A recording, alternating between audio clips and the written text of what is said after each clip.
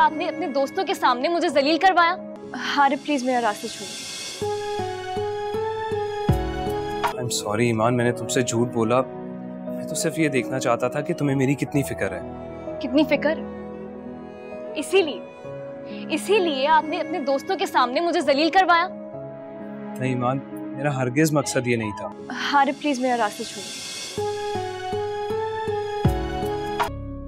इतनी नफरत है तुम्हें मुझसे? रुको ईमान, किस चीज का गरूर है तुम्हें? माना कि मैंने झूठ बोला, गलती की, मेरा तरीक़ाकार गलत था, तो बस ये जानना चाहता था कि तुम्हें भी मुझसे मोहब्बत है कि नहीं। मैंने आज तक किसी का इस तरह इंतजार नहीं किया, ना ही किसी के लिए ऐसा फील किया। लेकिन अब मैं खुद से मजीद झूठ नहीं बोल सकता। मैं तुम्हारे मुंह से सुनना चाहता हूँ, क्या तुम्हें मुझसे मोहब्बत है?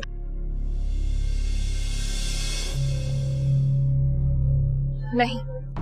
कैसे नहीं है मोहब्बत? ना होती तो उस दिन तुम यूं हॉस्पिटल दौड़ती भी आती। इंसानी हमदर्दी थी, मोहब्बत नहीं थी। झूठ, वो सिर्फ इंसानी हमदर्दी नहीं थी। मुझे वाकई आपसे बात ही नहीं करनी चाहिए थी। एक मिनट, तुम बात क्लियर किए बगैर नहीं जाओगी। क्या बकवास है ये? अब आप हद से बढ़ रहे हैं हारे। नहीं, मैं अभी भी अपनी हद में हूं। मैं तुम्हारे करीब आना चाहता हूँ, तुम्हें महसूस करना चाहता हूँ। हर इंसान के जज्बात होते हैं। तो फिर आप अपने इन जज्बातों को काबू में रखिए। शायद मैंने कहीं ना कहीं गलती की है। तुमने कोई गलती नहीं की ईमान। क्या तुम्हारा दिल नहीं करता कि कोई हो जो तुमसे मोहब्बत करे, तुम उससे मोहब्बत करो? तुम्हें क्या लगता है कि मुझे दिल की बात समझ नहीं आती है? मैडम, दिल की बात समझने के लिए जरूरी नहीं कि आप साइकोलॉजी ही पढ़ रहे हो। आई कैन फील कि तुम कितनी तन्हा हो। तुम्हें भी सुकून और सच्ची खुशी की तलाश है। जरूरी नहीं है कि सच्ची खुशी और इत्मीनान सिर्फ मोहब्बत से ही हासिल हो। जरूरी है। जिंदगी में सच्ची खुशी और इत्मीनान सिर्फ मोहब्बत से ही हासिल हो सकता है। हम उससे इनकार करके हकीकत से नजरें चुरा रहे होते हैं। ठीक है, I respect your feelings and your limitations, लेकिन अपने आप से झूठ तो मत बोलो।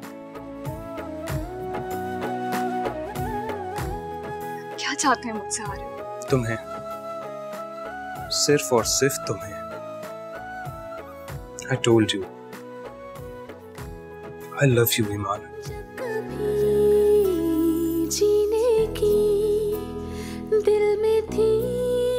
मैंने आज तक ये जुमला किसी लड़की से नहीं कहा ईमान, सिर्फ तुमसे कह रहा हूँ क्योंकि तुम मुझे अच्छी लगती हो। I feel special for you।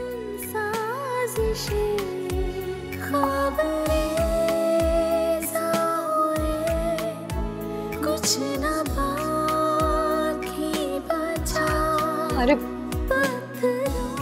Please मुझे जाने दो।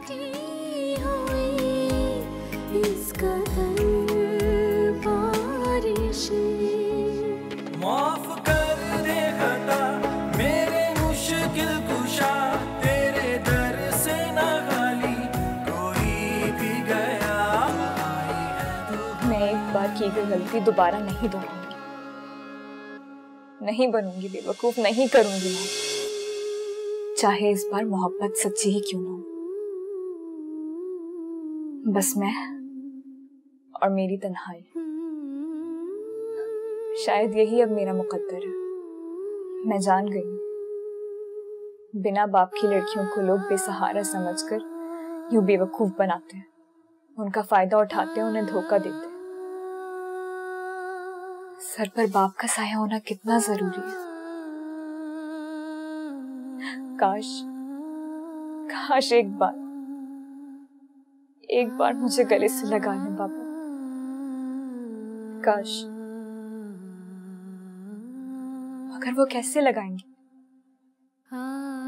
जब मैंने कभी पलटकर उनसे माफी ही नहीं मांगी। मुझे एक बार उनके पास जाना चाहिए। सुने जी, मुझे कहीं और जाना है, मैं अपनी डेस्टिनेशन चेंज कर रही हूँ। जी ठीक है मैडम।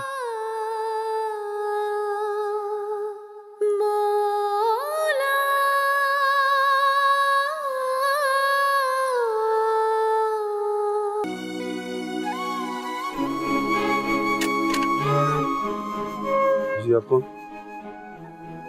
अस्सलाम वालेकुम। वालेकुम सलाम। अहमद अमीन साहब घर पे हैं? आप कौन? मैं ईमान। आप यहीं ठहरे, मैं पूछ के आता हूँ।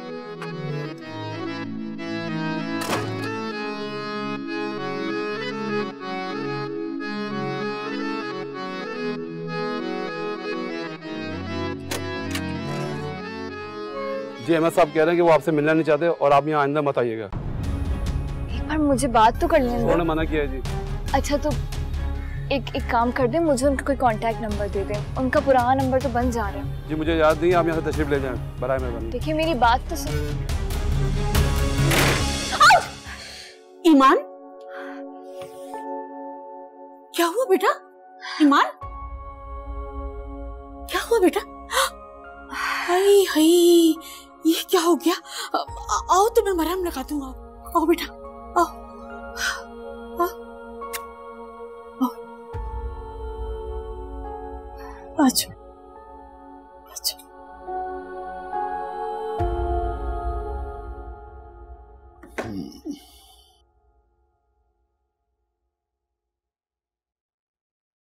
अहमद चाय। Thank you. गार्ड बता रहा था कोई लड़की आई थी मुझसे मिलने।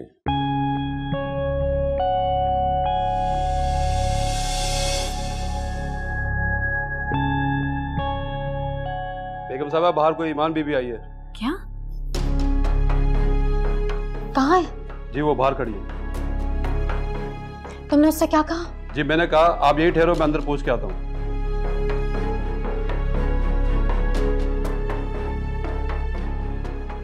उससे कहो कि अहमद साहब घर पर ही हैं और उससे मिलना नहीं चाहते और यहाँ आइंदा मत आए।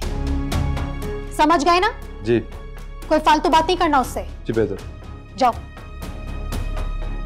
कैसे आ गई इससे? मुसीबत है। क्या करूं मैं? मेरी जान कब छोड़ेगी? हाँ कोई अजनबी लड़की थी। तूने मुझे बताया क्यों? ऐसे कोई जरूरी बात तो नहीं थी जो आपको बताती। हो सकता है किसी रेफरेंस से आई हो, किसी काम के सिलसिले में। सैरिश नाम था उसका, गलती से हमारे एड्रेस पे आ गई थी। किसी और अहमद से मिलना था उसे।